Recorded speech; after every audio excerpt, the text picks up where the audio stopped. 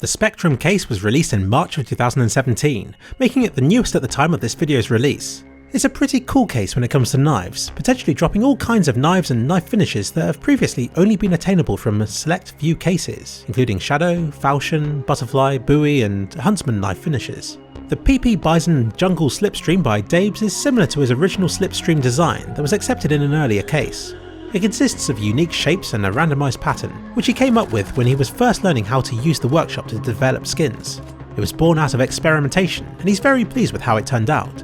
He'd like to thank Slimeface for his patience in teaching him about the workshop and skin design. He couldn't be where he is today were it not for him. And also thank you to Valve for the incredible chance to see his own work in his favourite game. The MP7 Akoben by AK Trash Heap was designed to be worn. He says this is something he's always aware of when designing his weapons, as he wants to give them all value. When this design wears to the bottom two base coats with the spray paint finish, it creates accents of red and orange, which really makes the design pop. He loves cultural art and especially loves art originating from the source of early man and lines in nature. He wanted to give this pattern a hand-painted, war tribal feel. He suggests getting something other than factory new though, so that you can see and appreciate the wear accents. When he started with his skins, Bishara aimed to be the youngest accepted workshopper at just 15 and to help his family financially. The sword Off Zander getting accepted certainly helped with that. The design started as a parody of the Scumbria design by G99 Factory, which he uploaded to the workshop as a joke. But then it got accepted, and this submission has helped Bishara, I hope that's how you pronounce it, to gain confidence and to feel a little more financially secure in the future of his studies. Oh, and he subscribed to my channel. The Scar 20 blueprint by Graf is one of the 5 in the series that he has made, sporting the custom paint job finish. They were the first things that he uploaded to the workshop, all from this year. Since then he has made 3 other series of weapons as well, and a total of 13 designs. Though he had a lot of previous success over on the Dota 2 workshop before jumping to CSGO. The P250 Ripple by Medi is the second skin of his in 2 consecutive case releases. He made a wavy pattern with a swirl layered underneath. Although he released it in several different colours, Valve chose the turquoise one, meaning that both of his accepted skins have had the same primary colour. The Ripple was originally named Sputnik, after the Russian spacecraft that first carried a dog into space.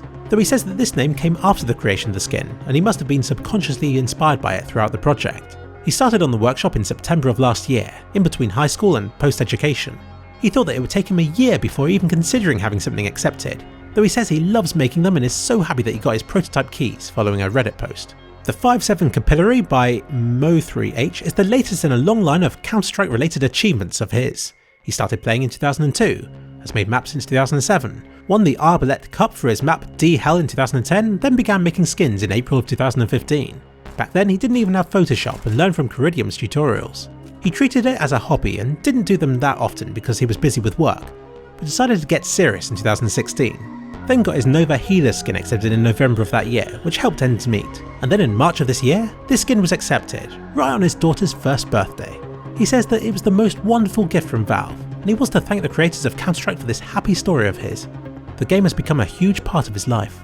The Desert Eagle Oxide Blaze by Hollange was made with a simple rust coat that was covered with white paint. He hopes this tells a story about the weapon and how it's used in combat, giving it a grungy, anarchist feeling. Some in the set also have flames, but some do not, though they all sport a smiley face with crossed eyes and a tally. It was never intended to be a reference to Happy's clutch, but he's happy with the backstory that others have created for it. It got accepted in the middle of the night, but he was awake because he was expecting an operation or weapon case at that time. When it was accepted, he got the same rush of adrenaline and disbelief that he had with the Chroma 3 case. He says that seeing your own skin and name on the official announcement is an indescribable feeling. He hopes to create a lot more oxidized skins because of its positive reception on both Reddit and from the people that he meets in game. He gets recognised when he's playing, and he says it feels like an accomplishment whenever he sees his designs being used. He loves the workshop system and is so grateful for this opportunity. He likes contributing to a game that he enjoys playing and is hoping to embark on a mapping and YouTube adventure soon, also related to skin creation and the technical aspect of it, as he doesn't feel that there are a lot that have covered it and feels that he can do it. Chemical Alia created the Galil Crimson Tsunami skin, based around Hokusai's Great Wave of Kanagawa and Japanese woodblock printing, and used the spray paint finish. She previously worked on Team Fortress 2, Dota 2, Borderlands 2 and Rage. Chances are if you've played those last 2 games, then you've walked through a few of the doorways that she's designed, among other things. And now you can get to hold a gun of her design too. The Mach 10 Last Wave by Mara Durr had a marine theme all the way through its development. He wanted to avoid meaningless abstract textures, so created a storyline for this one, complete with a skull in the middle that China might want to have a word about. The MAC-10 was chosen for its flat surfaces that wouldn't break up the pattern into pieces. He wanted to show what you could achieve using the 3 channels available when using the anodized airbrushed pattern, but this is just the beginning. He sees many mistakes and shortcomings with this new style, which he wants to work on with each new skin, whilst further adding to the complexity of the texture and pattern of this kind of design, which he thinks is rather unique to the workshop. Satch finds the XM1014 Seasons quite amusing. The Glock version got 10,000 views in a day and made it to the front page. The XM on the other hand got about 500 and its rating was only 52% positive. He almost considered deleting it, with it being one of his lowest rated skins, maybe because the weapon is so seldom used. But he wanted to give this weapon a colourful option, functioning almost like fade skins do. It certainly fits well into the Spectrum case. He's now working on about 10 skins at once, and says that having one accepted still feels unreal like a dream. Talking to him, Satch seems like a genuinely nice and enthusiastic guy. The M249 Emerald Poison Dart, unlike Derp's similarly named entries, was intentionally designed to be named after the frog by PTP, who said that the project went as expected with no major problems. He also said that the stripe orientation and layout allows for some very unique weapon drops based on the pattern location. The UMP45 Scaffold by Mia marks a year of her making skins, first taught by her brother when she saw that you could make your own designs. She loved the idea that other people could use your skins if they were accepted and said that that was a great motivation for her. She initially wanted to call this skin the Dam, but then felt that the 3D effect looked bottomless and named it Abyss instead. It took around 5 hours of hard work across 3 programs to achieve this design. She hopes that this isn't the last of her skins to be included, as she has many interesting ideas that she'd love to try. The CZ75 Xiangliu by the Honey Badger was first inspired by an earlier Org design, based on the labours of Hercules. He continued with this ancient mythology theme because he feels it enriches an idea with depth and purpose. He took a similar approach with this weapon, placing the 9-headed snake in a way in which they could still be seen even when the gun is being held, and ensuring that the bodies weren't connected so that it doesn't look too culturally specific. He'd like to point out the snake staring back at the player, which he worried would look goofy, and the illustrative numbers on the magazines, which mark either the first or second magazine. He also deliberately made the bolt on the handle into a snake eye, which could otherwise have been a problem with the design. Apple 7's AWP Fever Dream was originally named Psychopath. He feels a name influences the way that players perceive the weapon and prefers the name that he gave it. He made this when listening to his favourite music. Bring Me the Horizon Band and Bones rapping inspired him with their atmosphere. He included several Easter eggs on the skin. He said that somebody on Reddit discovered a lot of them, but not all of them. Here you can see a breakdown of all of them.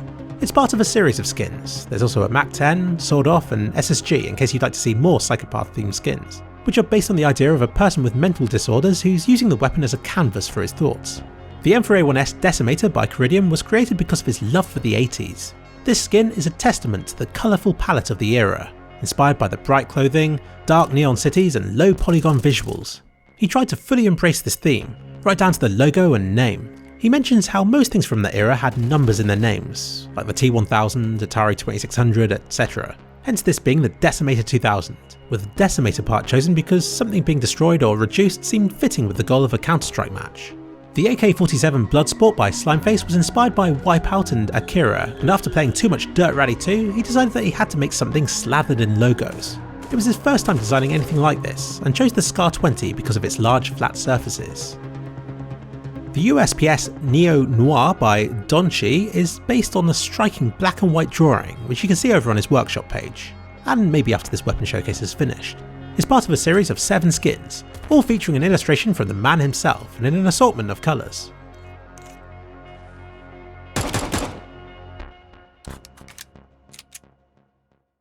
Here's the picture.